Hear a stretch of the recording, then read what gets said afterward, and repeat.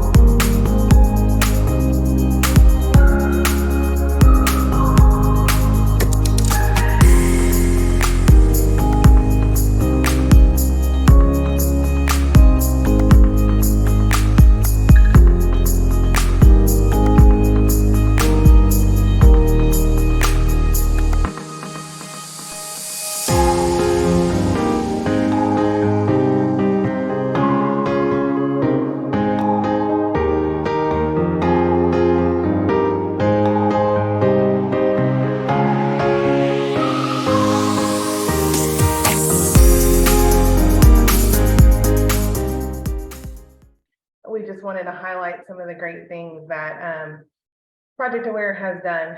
So like Mohana said, my name is Tammy Genke, and I'm the Aware State Coordinator for the Project Aware Texas. And I was formerly the Community Project Manager for the Region 3 part of the grant. So this grant is near and dear to my heart for sure. Just kind of a recap. I know Julie talked just a little bit about the grant this morning, but I just kind of want to recap for the purposes here. But Project Aware is a federal grant that was given to TEA through SAMHSA, Substance Abuse Mental Health Services Administration. And through that grant, 3 region service centers were benefited from that. And today we're going to hear from 4 districts actually that are a part of the grant. I want to just kind of give you a little bit of background. I just want to take a minute to give a little bit of kind of what the grant is for. So I want to tell you a little bit about the core activities. Some of the goals that the grant had was to provide access to licensed mental health professionals on campuses that were heavily impacted by Hurricane Harvey. The grant goals wanted to make sure that we had quick on-site access to these mental health professionals to help students that were showing some sort of emotional distress or challenges. The grant wanted to link the positive behavior interventions and supports with the interconnected systems framework in order to bring that mental health piece into the school. Part of the grant was also administering a school climate survey, developing multi-tiered systems of support, and engage families and students and the community so they have a voice in mental health in the schools. So today, really excited to introduce you to our panelists that come to us from Region 3 and Region 5. And so with that, let me introduce you to those that are at Region 5. So we have Dr. Gina Menino that is here with us on the panel. She is the Assistant Superintendent for Bridge City ISD. And we also have Corinne Gonzalez, who's the Director of Special Education in Bridge City ISD. So we are really happy to have them here with us. Now with Region 3, we have Melissa Gonzalez. She is the Superintendent of Refugio ISD. We have Leslie Garza here with us today, that is principal of Woodsboro Elementary and Woodsboro ISD. And then we have Tisha Hewitt. I leave her last because I have to explain. She is assistant superintendent in Port Aransas ISD. So Port Aransas is actually in Region 2, but we were blessed to create a consortium with between Region 2 and or Port Aransas ISD and Region 3 to have them part of the grant. So we are very happy to have them as a part of that. So what we're going to do today is, I'm going to ask questions, and we're going to get to hear how Project Aware has affected, these districts and kind of their processes that they go through, to meet the grant goals and stuff like that. One of the things I want to highlight is with everything in education, it's a process, right? We can't do things just perfectly right out of the bat. So one of the things I want to highlight is for them to talk about their processes and how they came to what they're doing now and talking about some outcomes. So I'm going to jump right into things with some questions, and this is to address kind of everybody on the panel. So feel free, just after you hear the question, just come off of mute and answer it. So the thing I want to start out right now, because right now we're talking about universal supports. That's what we're highlighting here. As I mentioned, part of the grant has the different components which allow the licensed mental health specialists on campus, which is kind of a more tier 2 and tier 3 approach. But for today's purposes, I really want to focus on those universal tier 1 supports. So to start off, I want to start with talking about the school climate. So to everybody, how have you been able to use your school climate surveys to plan and implement strategies to build a positive environment? If anybody wants to jump off mute and talk about your school climates and how you've been able to use that to build a positive school environment. I feel that it's given us the same data over a period of time that we can kind of compare and look at to see trends or to see where we're improving or where we might have dropped. Because sometimes when you focus on one area, you seem to drop the ball in another area. So being able to see that over the same data over a course of time has been very helpful. And seeing perspectives from your all stakeholders, your staff, your community, parents, sorry, my student alarm, and your students, and seeing kind of it highlights your glow of what's going well, but it also puts a flashlight on where you need to focus next year's strategies and supports to try to build and close gaps in those areas. All right, thank you. So what I'm hearing is you're able to use this as a data piece that really guides how you plan things, right? Whether you do campus improvement plan, your district improvement plan, those kinds of things. And my counselor and I use it to also partner up on where we want to focus her weekly counseling meetings with the grade levels. And I try to piggyback off of that in my morning messages and the announcements. So we try to use that data to know where we really need to target our messages to the students to try to get it, because our teachers use like second step, but we try to do just areas that are strategically targeted to our data that we receive from these programs. Okay, great, awesome. Does anyone else want to speak to how school climate surveys has benefited creating a positive school environment? I think, Tammy, just in generally and kind of in a global sense, it's a good opportunity for us to make sure that the vision and the mission and the values that we proclaim match up, that those perspectives from all of our stakeholders match up with what we're trying to communicate, because sometimes that's not the case. And that's a good check for us to make sure that we're walking the walk and not just talking the talk. That's a very good point. So you're able to hear, from the voices of the parents, the students, the community to make sure they match that. Thank you for that. Appreciate that.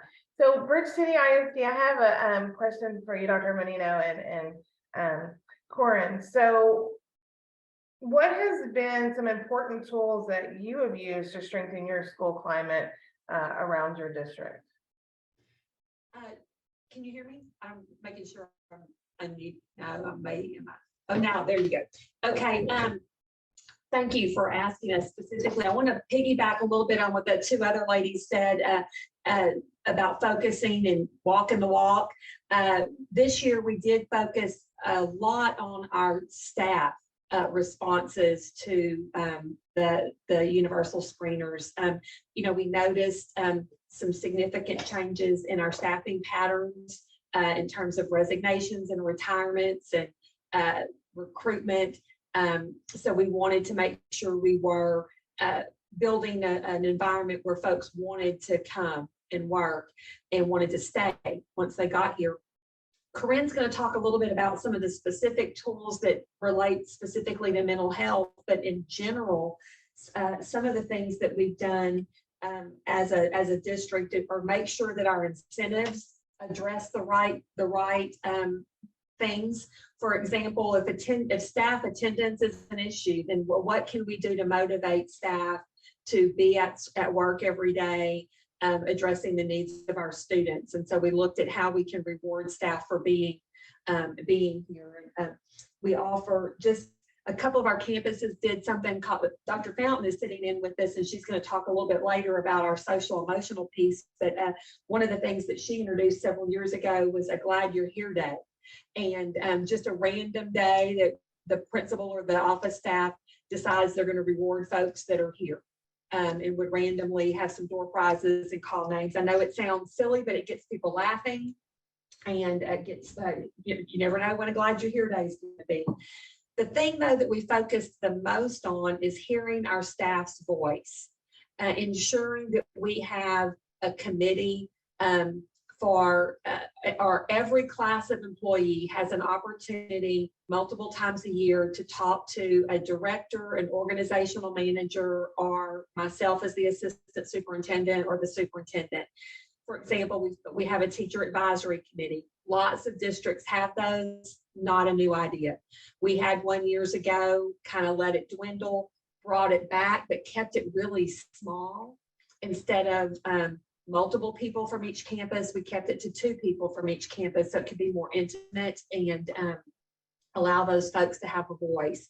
Food service folks, I've met with them to talk about their concerns about safety and how to deal with kiddos that come through the cafeteria line every day that they see that they might notice some changes in their behavior, and how they should report that or handle that or respond to that. So giving staff a voice. And some of that came from the wonderful opportunity that the AWARE grant provided us to go to the national conference in Washington, D.C. last spring.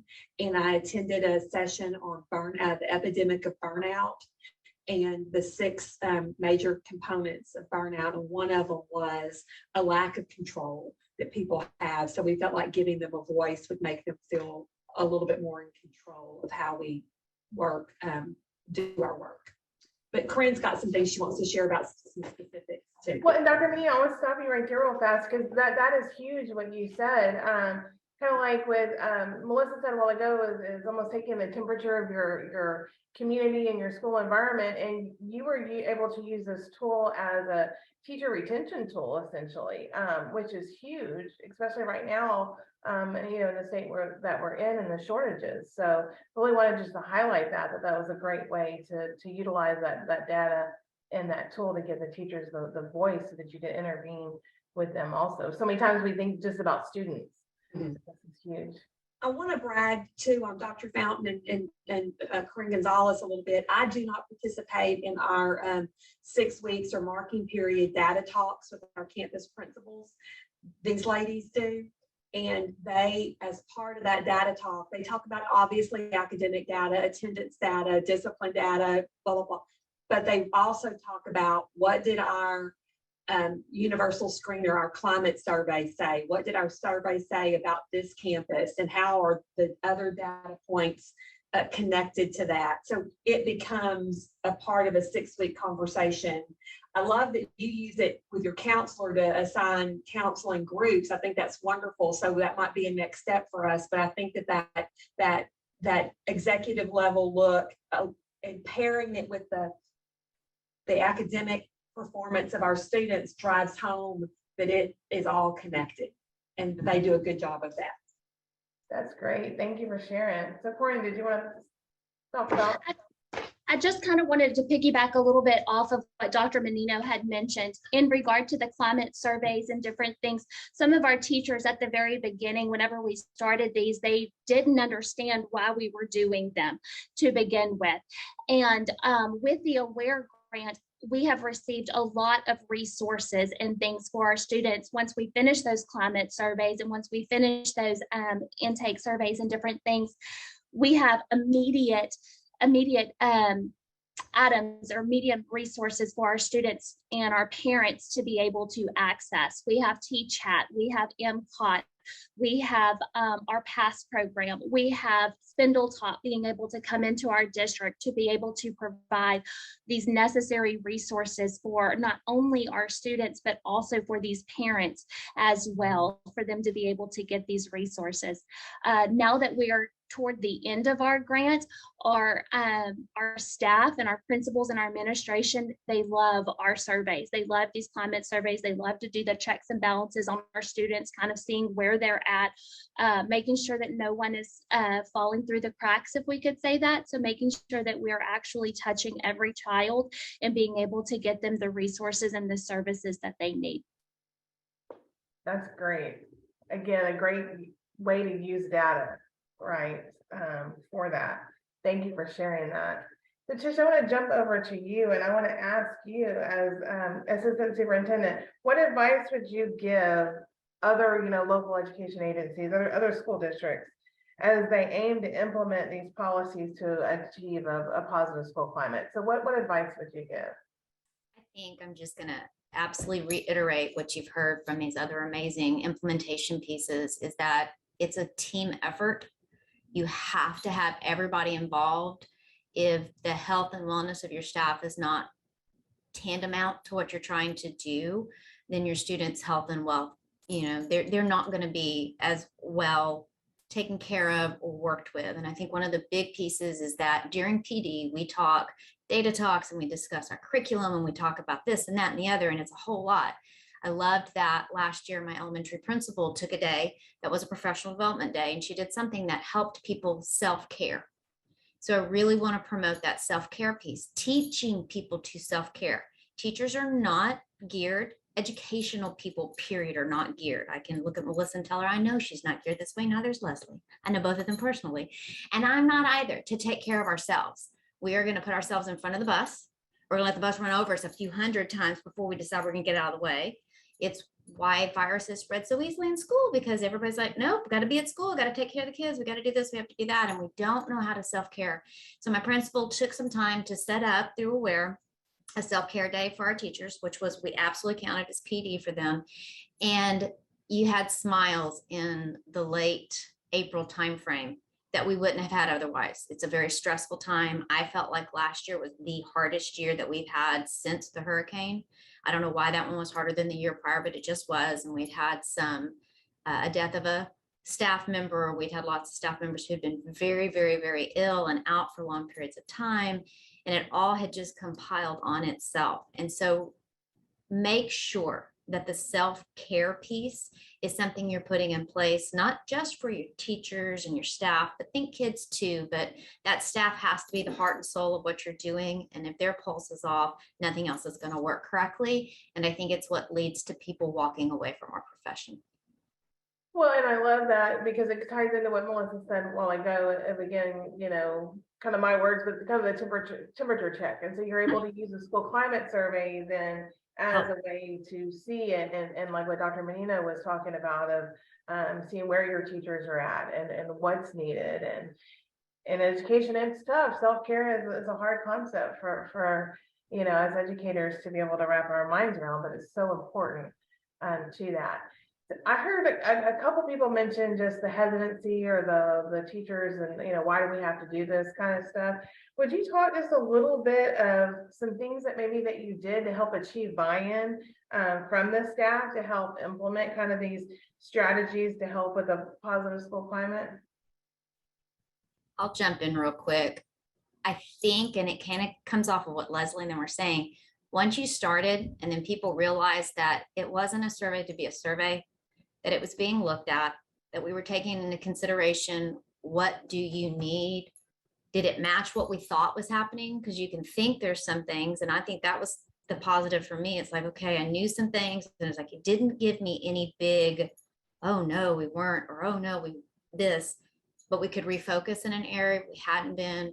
We could bolster areas that we knew we needed to. And when the staff knows that it's not a survey to just check a box, that it's truly being utilized to help support and sustain their work, I think it becomes personal. And once it becomes personal, it becomes important. Great point. I'd like to follow up a little bit on that.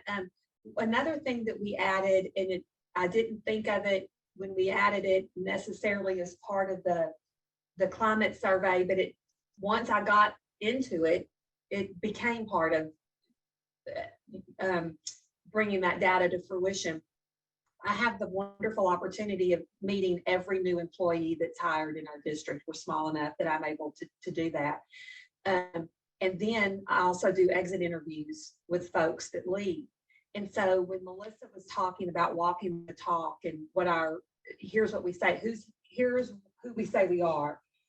When we're interviewing people to hire, we're talking about, this is what we believe. We're all about this. We're all about that. Then 2 months later or 6 months later, we're doing these exit interviews and people are leaving and they're telling us how we're really doing. You know, we're talking, everybody's excited when we're hiring them and we believe this, but these people that leave, their perception of, are we living our vision? And then we put it together with what these folks they're say in terms of our climate surveys. It really is a triangulation, if you will, of staff perceptions of our district. And so that's another reason why we really focused on staff, because we were getting some what we said we believed in and we were doing, people weren't feeling it. And we needed to make sure that we got their voice and we heard and implemented in a more intentional way. Great point. Kind of piggyback off of them on the using it. I think if you use it, if you bring it up, if you incorporate it in the meetings, incorporate it in your campus improvement plan, incorporate that data across, and the teachers feel like, again, it's an intentional practice, not a compliance, because we do that with the teachers. That's like, anything we ask you to do, I can walk around and check that you did it, but if you didn't do it with intention, you've wasted your time, my time, and the students' time. It's the same thing for anything we do as leaders. If we're not using what we're asking them to take their time to complete, and when they see the opposite, that we are using it, and they're getting a voice and they're getting to have a say in what's going on in your district, I think the buy-in is much greater. We also feed them at Woodsboro. Feeding is always good, in my opinion. We do too. Food is a great tool, yes, definitely. I appreciate, everyone's comments and feedback about how the school, universal school, survey helps with that. Let's change gears a little bit and let's talk about universal screening. So I'm going to jump to Leslie first with this. How has universal screening impacted your ability for the early identification of the needs of your students?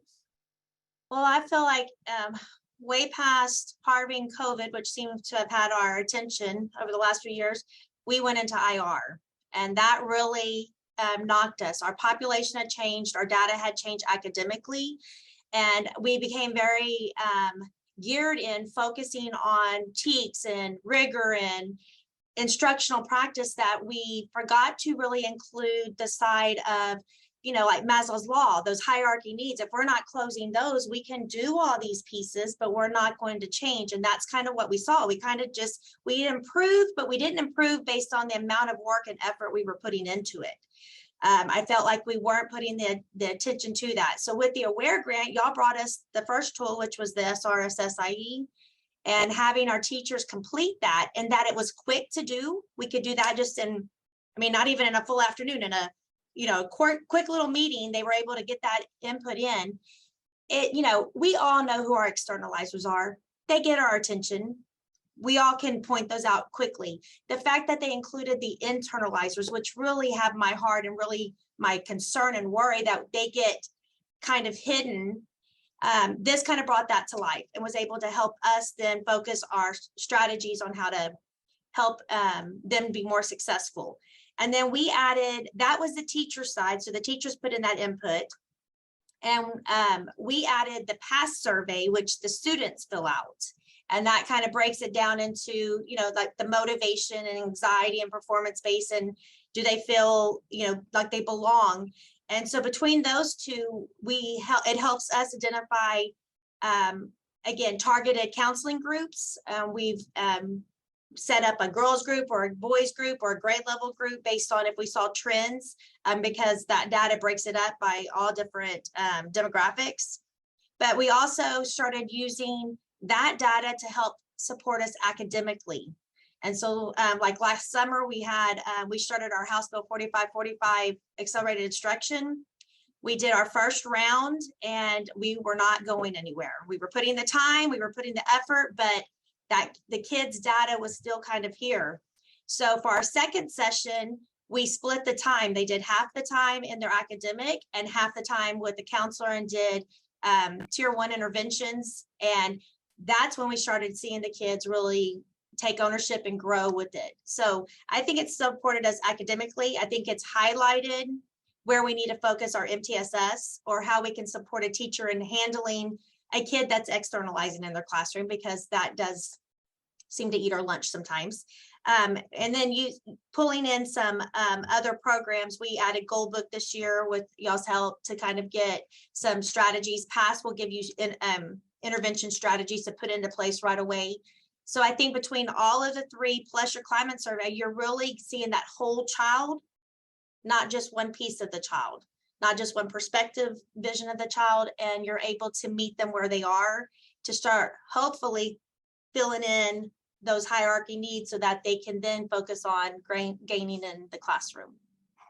That's such a good point, because you highlight that we have to look at the whole child, not just the academics, because the mental health and well-being plays such a big role in that. And so be able to use that as just a puzzle piece into the bigger puzzle of the child is definitely a huge piece there. And so this kind of question is for anyone, but please share how the universal screener has allowed you to identify like the most appropriate interventions for the students in need. How are you able to kind of to tailor what's needed for the student? It sounds very simple. When you mentioned Leslie, I think it's Leslie, when you mentioned individual groups and forming small counseling groups, finally we've got the right counselors in the right places, and our intermediate counselor before the first 6 weeks of the school year had 7 or 8 small different small groups based on identified needs from the universal screener, and just anecdotal teacher observations that maybe weren't reflected in the screener too. But so having those having that information allowed the counselor to provide an intervention that was a small pullout for her with like needs of students. And so I feel like that it's very simple, but it was that survey reinforced or confirmed gut feelings of putting people together. I think it also gave our teachers an awareness as well. It also showed our teachers what our students' needs were. Not the climate surveys, the universal screeners also. So that way they could help fulfill those mental and social needs of our students as well. Like I said before, it was a struggle at first to get them to see why they were doing that, but once they were starting to receive those services, once they were starting to Oh, Corinne, I can't hear you. Once they were starting to see what those services were and things like that our students could receive, our teachers really had that buy-in for the surveys. But again, it also kind of helped them be able to acknowledge what our actual students need before their academics could come into play. Okay, excellent. Thank you. So Melissa, I want to ask, because of course everyone here on this call represents a small rural school district, but I know for a small school district, Teachers always, or oftentimes will feel, I know the child, I don't need to do a screener or paperwork because I've got this. You know, talk to us a little bit about how the universal screeners have helped guide the teachers through the process, and were there any unexpected results? And I just want to mention again, I think it was Corinne who said, yeah, for her teachers, it like confirmed their gut feeling. It was a confirmation. But talk to us a little bit about just the process with her Curio. I'm going to title my response is when you know better, you do better. And having been in my district, this is my 21st year in the district, I can say that I've served in many roles, and probably one of my most meaningful role was I was high school counselor for 10 years. And I prided myself in knowing my students. And I think it's not just us. I think that, like you said, a lot of rural schools feel like we know our students. We have a pretty good gut instinct about them. And so I think I've learned better through the use of the screeners. You know, for years we relied on that gut instinct that we knew our students, and to some degree that may be accurate. So we do know our externalizers, as Leslie says. We know those. You know, they're in our face all day long, and so we see those kids. But we have tools available now that provides us accurate and actionable data for the obvious and then the not so obvious needs of our students. And so I feel like we would be remiss in not using those. And then once you use them, I think Tish pointed out, the results speak for themselves. You know that you're going in the right direction.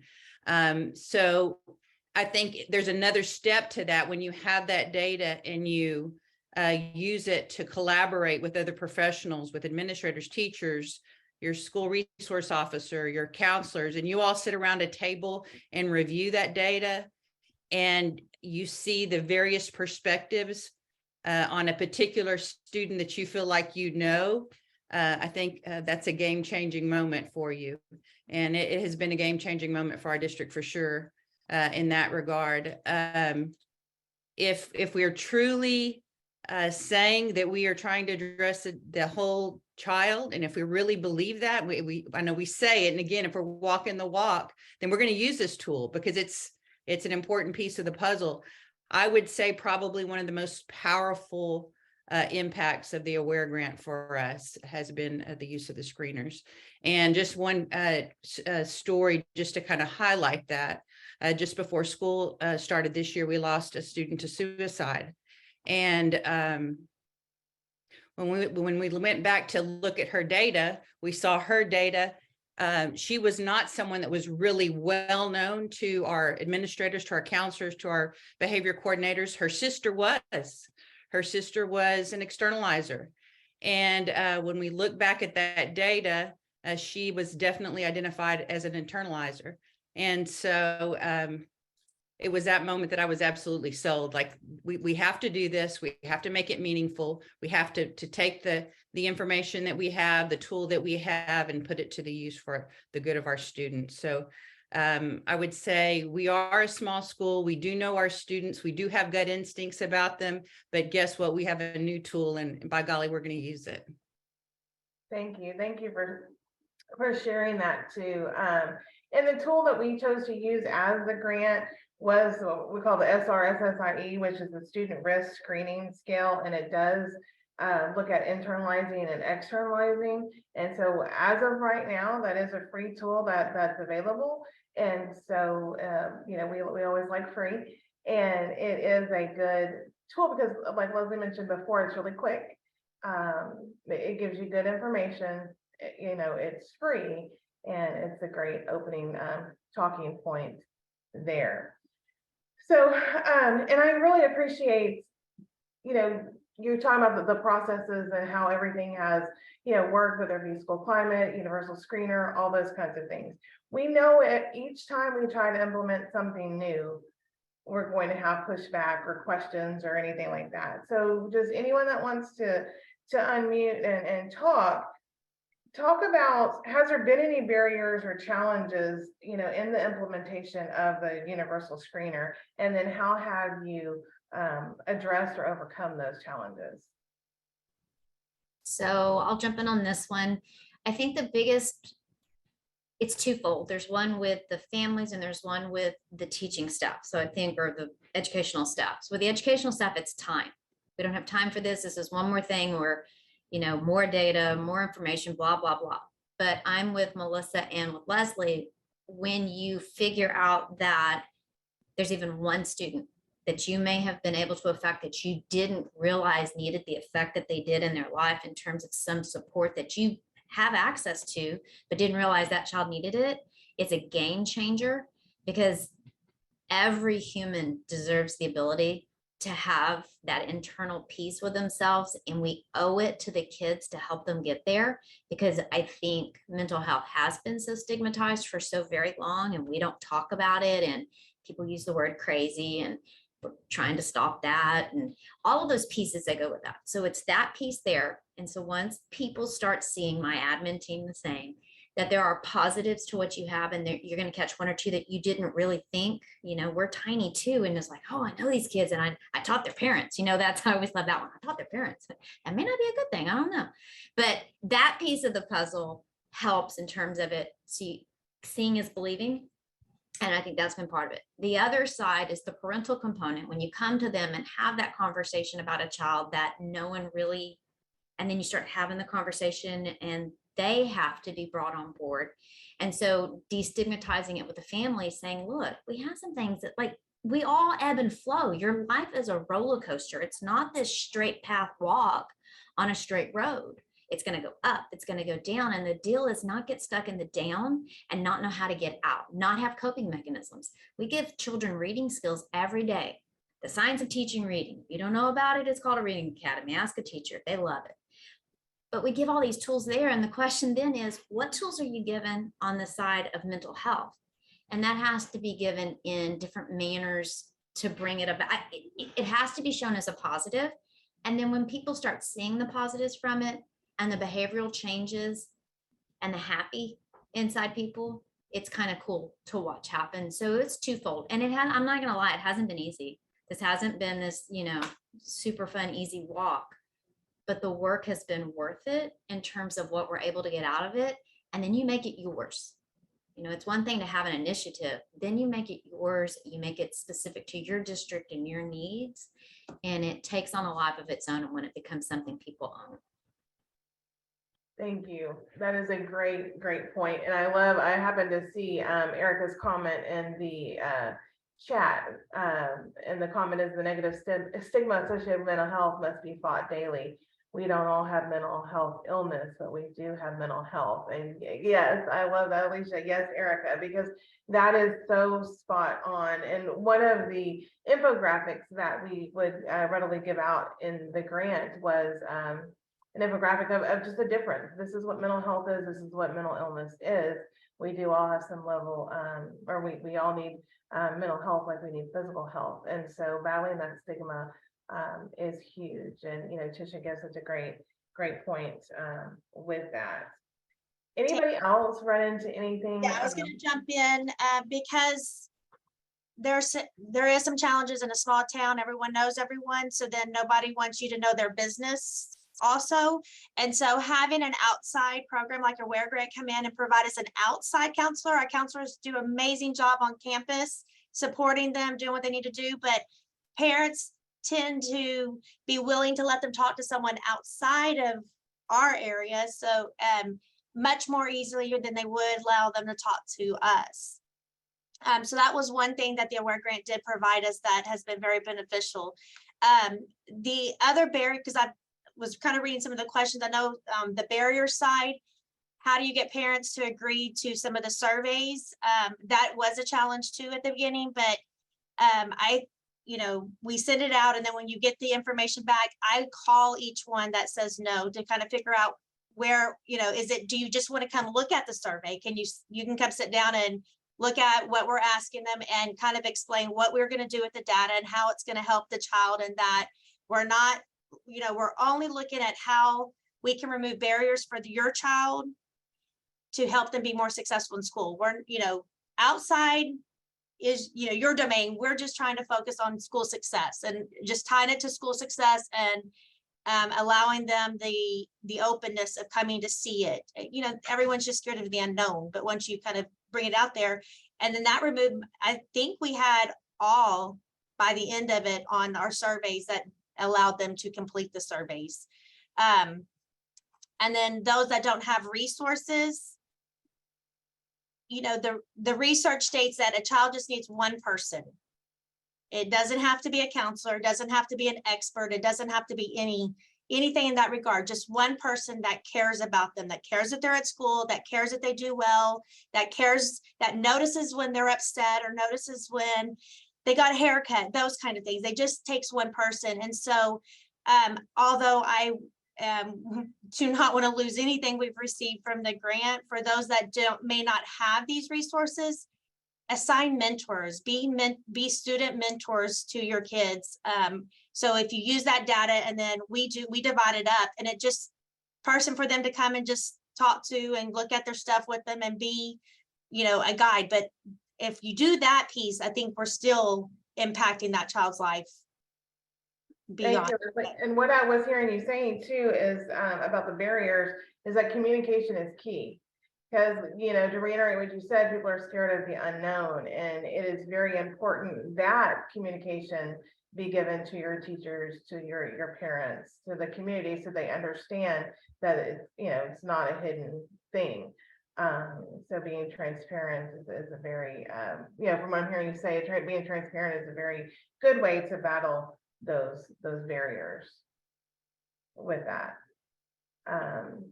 And then to piggyback on the question too, I saw that one also about the, in a small town, it's really hard to have a lot of resources. I mean, that's statewide.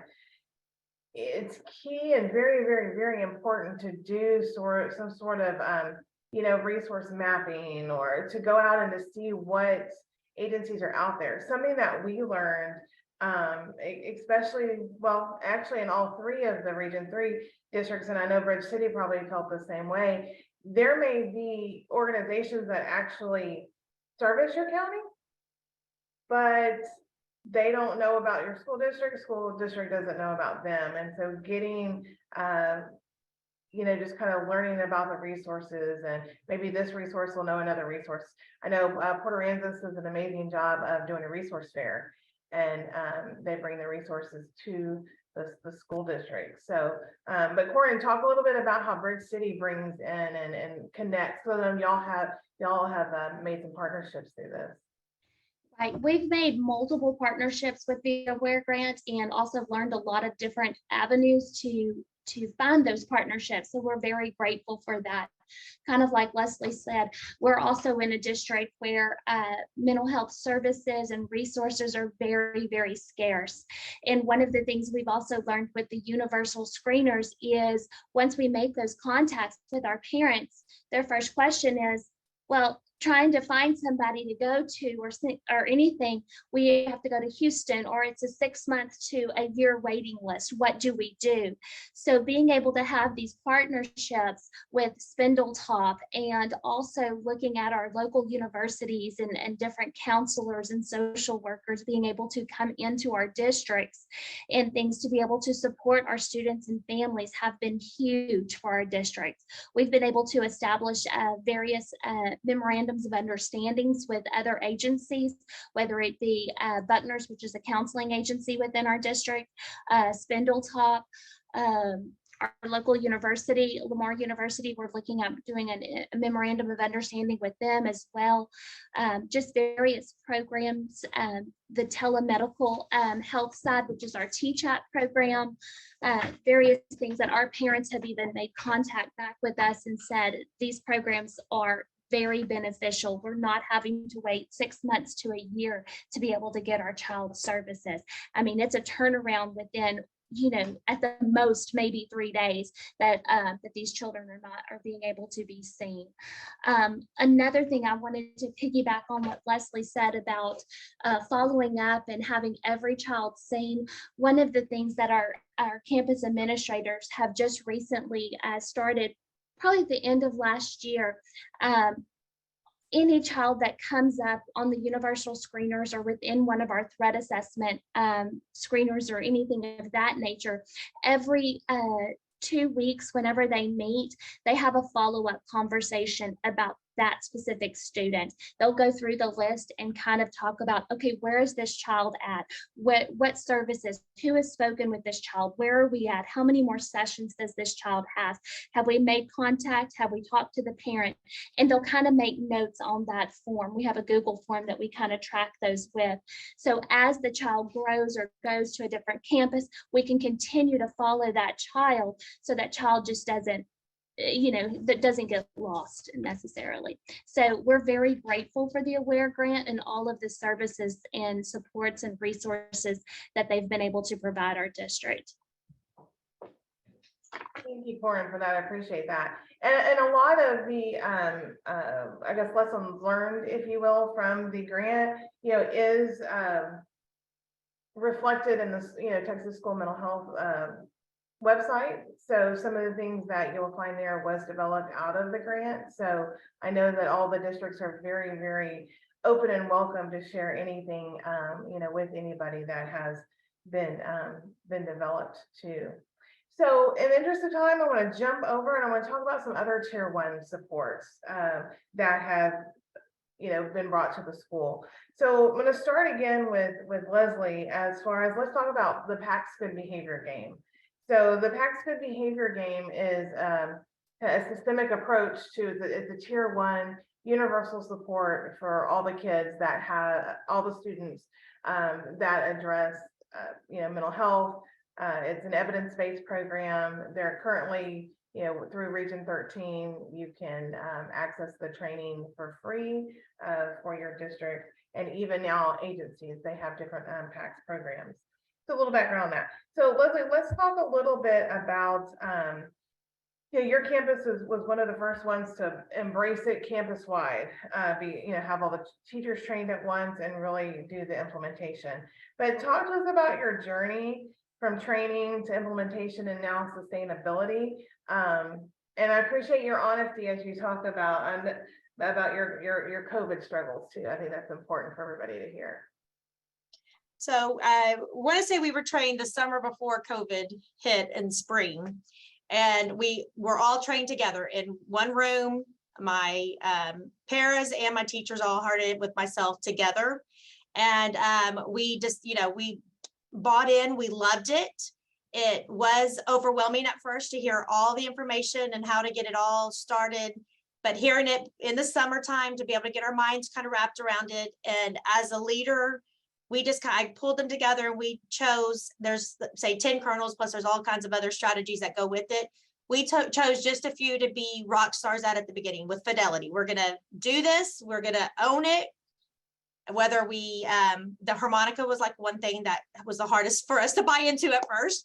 Whether we wanted to, we chose as a campus to do it. And we started out that August and we bought in, everyone did it. And it brought common expectations. It brought our focus from highlighting what kids were doing wrong to start focusing on what were they doing right and who was doing that right. And let's showcase them to the others, which was awesome. And the teachers loved it. I had a lot of teacher leaders that took it on and wanted, they would send me ways, hey, we can do this. Let's have a Toodle day where everyone writes a Toodle, or let's have this. And it was, the vibes were so exciting. And COVID happened. And COVID kind of, we were like starting to add the next kernel we were going to do with fidelity. And then here comes COVID. We're at home. When we came back, nobody wanted to put their mouth on harmonica because you're spreading germs. And so it kind of, where we had grown and moved forward with the support of the grant, because we had Christy at the time was our LSP. And so she would do spleen counts and help us track data to see how we were doing in relation to, was this helping us? Were we growing? What other strategy could we incorporate? Came back from COVID and it kind of went back to square one. We had listened to the next round of information. We still loved the program, but we just couldn't wrap our head around doing all the things we had to do to come back from COVID and get instruction going again and keep this going. But we did keep a few of those common expectations going. So it never fell off the wagon completely. And I was so frustrated because I thought, man, we had worked so hard to do this, and darn it, COVID, you took us backwards. But, I just thought hard about it. I said, what did we do? Where did we start? Sometimes instead of giving up, especially when you've put a lot of time and effort and you've got buy-in, you're going to, like Tisha says, that ebb and flow. I use it all the time. We're going to ebb and flow. We're going to have, it's an awful way to say it, but I say it all the time. Sometimes we rock, sometimes we suck, and when we do, we just have to pull our bootstraps back up and go backwards a step. Go back to that, beginning stage and start doing that process and building those kernels that we first started with. We went back and started there. We brought back the harmonica, we brought back, and then it just immediately, like we hadn't stopped.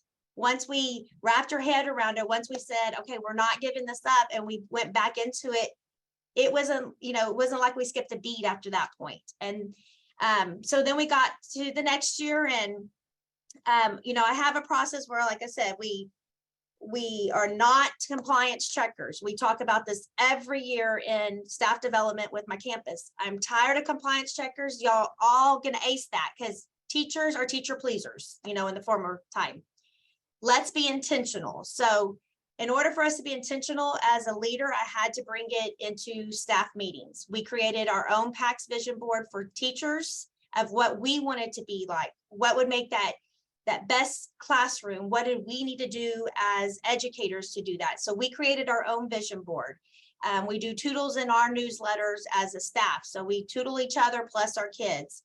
But I brought it into the cafeteria. So morning announcements has been our game changer in continuing to grow in PACS. So whenever there's a kernel that I feel teachers want to try but may not, maybe scared of the risk of doing it in a classroom. What if this fails? What if this goes wrong? I take that one. And so the main one was doing like the full game. They were able to incorporate PACS 6 real easy. They were able to incorporate PACS voices, all those things that help them with that management, but to kind of get the kids to buy in and start self-regulating and start changing their own behaviors, we had to incorporate those bigger kernels. And those took risks because you're doing Granny's Wacky Prizes. You're playing a game while you're trying to get your instruction going. And so I said, okay, how did we do the other ones? We brought it into the cafeteria. And so that's where we are this year. We're slowly incorporating some of those strategies that a few rock stars did, but others were scared to do. And again, it's starting to soar. What PACS has provided us, excellent staff development, excellent common expectations, a positive climate where, we're not tattling on people. We're not pointing out who's doing wrong. We're pointing out who's doing right. And the kids see that. But it also brought us tools because, we're all in the same boat. We all have brand new staff to our campus that have never stepped into an education classroom. They came off a different degree, they've done alternative cert, and they've walked into a classroom without any tools in their tool bags.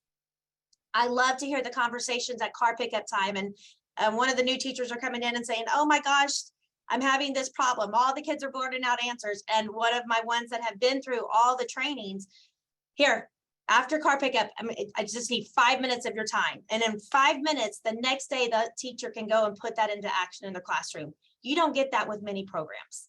And so it's been beneficial in that regard. And then again, communicate. I can't stress communicate. I communicated in my weekly news to my teachers, highlight what we're doing well, where we need to grow, what we might have dropped when we were growing in another area. I put it in my board messages to my board members and parent messages. So okay, thank you, Leslie. I appreciate that. So I want to jump over to Tisha real fast. And so at Olson Elementary in Port Aransas, they also implemented PACS, but they did something a little bit different. They put a personal touch. So I want Tisha to talk a little bit about their implementation. So when this was brought to our attention and we were talking about training and it had to be in the summer. So what we did is we really visited with the teachers up front and gave some base information about what the training would be, and then looked for what Schlechte calls the trailblazers. Who's going to run with it? And we had our first and second grade. We thought, okay, first and second grade, we had a really, really hard year with the kindergartners, and we knew they were moving into first and we needed something. And then we knew that our first graders going into second had been something that we wanted to work on in terms of overall behavior components and giving them self-regulation. I really believe that was the big key. And so that set of teachers, there was only 4 of them. We have 2 first grade and 2 second grade teachers, and they did the training. So we started small and we found our trailblazers. Of those 4, 2 were all in and took it. And when you have a 20+ year teacher come to you and say, you know, I knew it was another initiative, all this stuff, it's not anything brand new. It gave her a fresh view on some pieces, some better methods of getting across what she needed to with the students. She loves the Granny Wacky Pack. She's, you know, she gets to pick, although they're silly. It's all free. If you don't know what it is, it's these little games you do. And so the teacher gets to say, take your shoes off for 30 seconds and wiggle your toes. I don't know. They have all these weird things that they do. It's really fun. The kids love it. And the harmonica, I laughed at Leslie. Yes, that was one of those. Why are we having this? What I loved about doing that with the Trailblazers is the other teachers on campus then begin to ask, how are you doing that? How did you get him to do that? Where did you get that information from? The kids who blurt, who are external in all categories, were able to help make sure that they kept their team on target. So you made little leaders out of people. This all began to have a conversation. So then the next year, we took on kindergarten and third grade. So first and second, we had 2 who still needed some support. We had 2 who are leaders, and then we picked up those 2 grade levels. Inside those 2 grade levels, you have some natural leaders rise to the top. And so we are a pre-K through 5 campus at our elementary. Once the kinder and third got on, then the third year of this process, we took on all the rest of the grades and our paraprofessionals, and last brought into the conversation our specials. So our PE and our music art, who is just basically 2 people. They were already speaking the language. All the teachers were carrying the harmonicas. Everybody was having this common conversation. And so I'm a big proponent. It's great. It's an initiative. We got to start it. How do you make it yours? How does it become ours? So we're Marlins.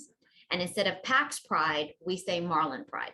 And that's how we have taken and internalized some of those pieces. And so you'll hear, you know, is that Marlin Pride I'm hearing in the hallway? Marlin Pride, and, you know, their Pax fingers and bubbles and all the good stuff they do. This is the piece of the puzzle that made it very awesome for us. And so even at car rider line in the afternoon, when the teachers are, you know, this is not Marlin Pride, this is not how we do things, and blah, blah, blah. And they have their harmonicas and can even use them right there at car pickup and car rider and bus rider and all the rest of it. So I think what it has become is like what Leslie said, it's a culture. It becomes part of your culture, and you have to decide in your system how best to roll it out. So Leslie had a natural setback just because of Corona, and they had said it, but she even talked about the fact there were some natural leaders that rise to the top. Find your trailblazers. Those, then you're going to have your next set, which you call the pioneers, and then you get some settlers. It takes all of them. But she's right. It's quick.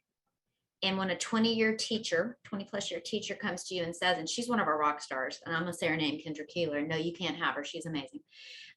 She actually has done some stuff where she's trained out and done other pieces. And it's so nice to it be so easy once they get the base for the other teachers to support each other. We even have one teacher right now who's going into another teacher's classroom to watch it, to help build, to better facilitate. So it's becoming sustainable, self-sustainable for us, which is huge with anything you implement.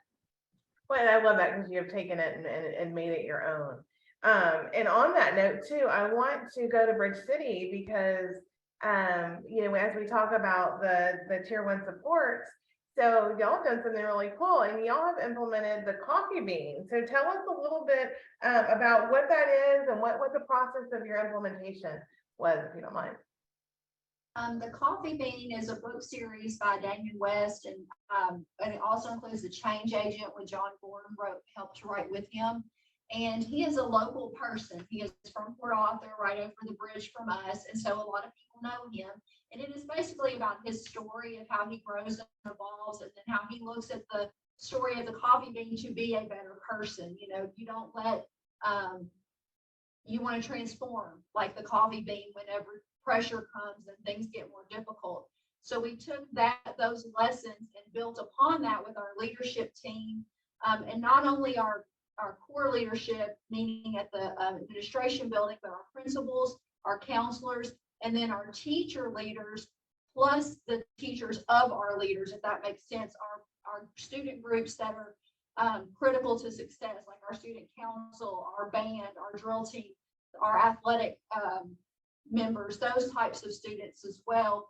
We wanted to make sure to hit those sponsors so that they could then help to, like you were talking about trailblazers, help bring that out into the masses and not only have teachers and staff members that are trailblazers, but our kids too. And so that was very important. So we started with a 2-day training basically about what the coffee bean story is and what it entails. And then we set in groups of campus level folks and determined how to best implement that at each campus with the people that are on that campus. And so our requirement at the district level was that it would be done once a week. And some people went with that direction once a week for 30 minutes. And some people they wanted to do it every day for 15 minutes. So the campus was able to tailor it, to their needs. And so each day or whatever their schedule is, they would do a coffee bean lesson or SEL lesson, and it would be tied to the coffee bean plus something about resiliency or overcoming adversity. Whatever the overarching topic was, it would do that with the lens of the coffee bean essentially. And so the counselors and those groups that were there are the ones that created the lesson. So it was beneficial for our teachers because they didn't have to do the creation. It was given to them, and then through periodic intervals, the teachers would then ask for input. That we'd ask them for input. How can we change this? How can we adjust this to make it better for you in your classroom? And that they'd either do that through a committee process or informal conversations, and they would adapt the lessons according to the feedback they received. And that has just continued on. The campuses that did it daily wouldn't give it up at this point. They say that it starts their day off in the right direction, that the kids are, they're more attentive, they're listening, they feel heard, they feel that relationship piece between the students and themselves more because they know more about them essentially. And it has been a real benefit to really all of the campuses. Now with Damon being here, we were also able to coordinate a lot of guest speaking things for him. So he would come in and he spoke to our convocation to all of our staff members because it was important to us that they had buy-in as well.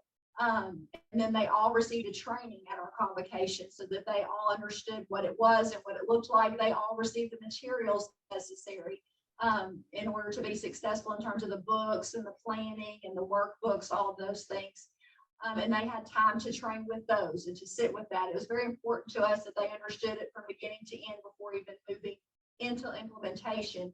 And then we had a large kickoff at each campus, to start the process, whatever it would be. So like the high school did something with coffee, because they're older, and then the elementary did something that was like be a coffee bean, and they had things, they read the story and did things that did activities referencing back to the book. It would just depend on the campus.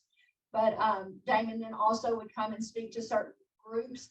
By the end of the first year implementation, he spoke to every campus, every staff member, and also student groups, such as our athletes and things of that nature. And then we followed those up with virtual visits just to revisit, like he would tie things to, say, in October, making good choices at Halloween, being safe, being aware of your surroundings.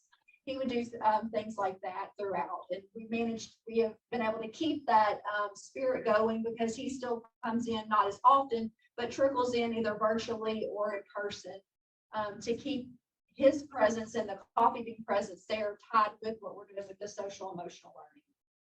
Thank you for sharing that. And it sounds, I kind of hear this theme all around is really making that tier 1 support your own. And as you were talking about, the follow-up. So it's not, some initiatives are just one and done, but to hear how you're continually reiterating the coffee bean and the story, and what a great experience to be able to have the author available to y'all. So it sounds like it's really made a positive impact in your school climate in the district.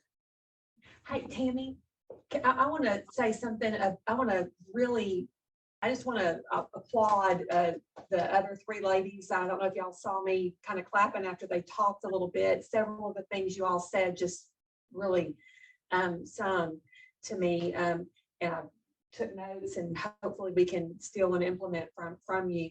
But one of the things that really jumped out at me was how important leadership is. And we tried PACS.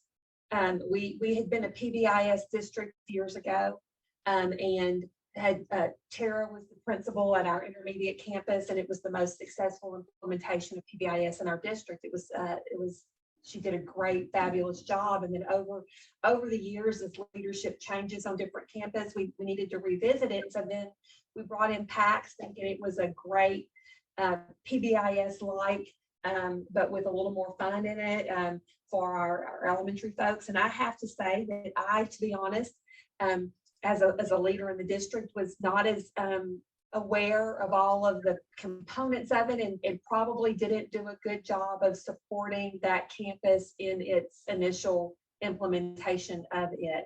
And so we went away from PACS, and we just are PBIS down there as well. So listening to you all and how passionate your leadership was, I think that is just anybody else that's listening out there. If you want it to work, get a good leader. If you want, I mean, the teachers, we need good teachers and all of that, but the leader that's sitting in that principal's chair, that's setting up those structures for those systems to be seamless of implementation is powerful. So thank you so much for being a good leader on your campus, and for reminding me of how important leadership is for success for these programs. You know, and that was a great segue. So a comment I was going to make is that, you know, through this panel discussion, I really appreciate the realness, the rawness, the seeing your progress and your progression through the steps on the different implementations of the universal supports. Because again, you know, sometimes we want things to be perfect right off the bat, and it's not. It is a process, and it is a learning experience for all of us, right, through that. So I appreciate that that sentiment there, to be able to talk about that. We only have about 6 minutes, so I do want to jump in and address some of the questions, and then I want to be able to take a minute or two just to kind of ask one more question to the panel. So I'm looking in the question and answer box, and one of the questions is, did teachers have any qualms about answering the SRSS in terms of marking a student like as lying, cheating, stealing, or other? And then how did schools handle confidentiality? If it's okay, I'll speak to that just as a former CPM. I did all of the trainings for Region 3, and Bridge City, please feel free to jump in if you have anything different there. What we did is we, for Port Aransas, Woodsboro, and Refugio, we trained the staff. And the first training really helped mold the other trainings. The first set of teachers that we worked with, because they had a lot of questions. Well, this is just my opinion. This isn't the whole child. And so really explaining to them that we're not doing a psychological assessment. It is just a screening. It is a screening same as you're doing it with your math, your reading, you know, those kinds of things. It's just a quick little puzzle piece that will fit in. You're just using that data piece to look at all the other data pieces, you know, that make up the child. So once they fully understood, you know, it was okay. Now we were very, very transparent. So if the parent said, hey, we want to see what our child's results are, you know, they were going to be shown those results. So we did have a little uneasiness from teachers. Well, what if a parent wants to see this and I mark this child this? You know, again, it's one teacher's opinion of the behaviors that they see within their classroom. And so really having that, you know, discussion with them. So if there's not any data to back it up, then of course you don't want to put that on there. But if there are, you know, cases, we want to be as accurate and stuff as possible there. One of the things too that we did to address the universal screener is it was put in the handbook, at the beginning of the year. The information was there for the parents. Great advice that was given by Dr. Susan Barrett, who does the ISF, or the Interconnected Systems Framework. She had recommended that we put the behavior screening on the letter with the reading and math screening. As that got sent out, it was all sent out as one thing. Parents were always given the right to look at the form if they wanted to see their students' data. That was transparent, available to them. So again, it's not an assessment, it's just a screener, same as like a reading screener is not an assessment for a learning disability. So really explaining that to them really helped. So Bridge City, did y'all have anything else that y'all did? Or I just wanted to say, it's hard to, I think they put like lying, cheating, stealing, those, it's hard to put that about a child, but I'm at an elementary level. And I tell this to parents and I tell this to my teachers and my students. Right now is our ability to change this before it becomes something that you can't prevent for your child, the consequence that will come from this. Right now, we can shape and change that. And I think if you approach it that way, is that we're not here to point fingers. We're here to put in some supports to help them be better people that can hopefully be prevented from going into those consequences that as a parent, you can't fix for them. yeah, Bridge City, do you feel that? Yes, exactly. The only other thing I would want to say is you were talking about one teacher completing the survey. And if the parent came back and said something, well, that's only one teacher. Well, sometimes if our parents did have a question, our teachers would collaborate with the other teachers as well. And they would have that like a consensus, or if it didn't happen in one teacher's classroom, they could say, well, this is what we do. This is why it's not happening. And then of course, at our elementary school levels, they could have that conversation with their enrichment teachers or their specials or whatever other districts call that as well. So that kind of helped with some of the parents understanding those screeners as well. Thank you. That's a great point, Corinne. I appreciate you saying that. I know we only have 1 minute left. So any questions that we didn't address, I think we got all of them, or in a general sense, and if not, we'll make sure those get answered. But I want to thank all of the panelists, for attending and talking about the processes, because again, it takes time, and sometimes as you're moving forward and things like, a world pandemic hits and gets you knocked back. But again, the different resources that were shared here, some of them are on the school mental health website through TEA. Willa Rosen posted the link for the Texas Good Behavior Game in the chat box. I highly recommend checking that out for there. And with that, it is 1:15, so I will hand it over to the next person. And again, thank you so much to our amazing panelists for doing a fabulous job in the work of mental health in schools.